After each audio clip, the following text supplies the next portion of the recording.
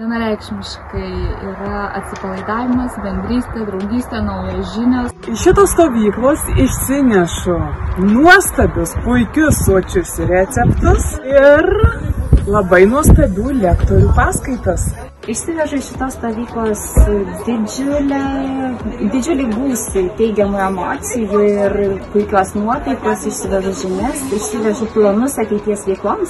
Stovykla labai patiko, sutikau daug bendraminčių, labai malonių ir gražių žmonių. Tikiuosi, kad žinios, kurias čia gavau, padės ne tik teoriniam įsivaizdavimams, bet ir praktiniame gyvenime.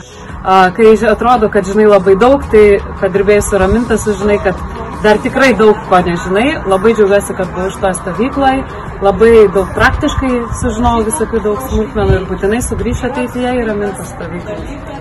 Išsivežu be galo daug idėjų, receptų. Stovykla, iš kurios parsivešiu, tai labai didelį bagažą žinių, labai gerą nuotaiką ir svarbiausia tai motyvacija. Daug gamybos, daug praktikos, žodžiu, visiems rekomenduoju.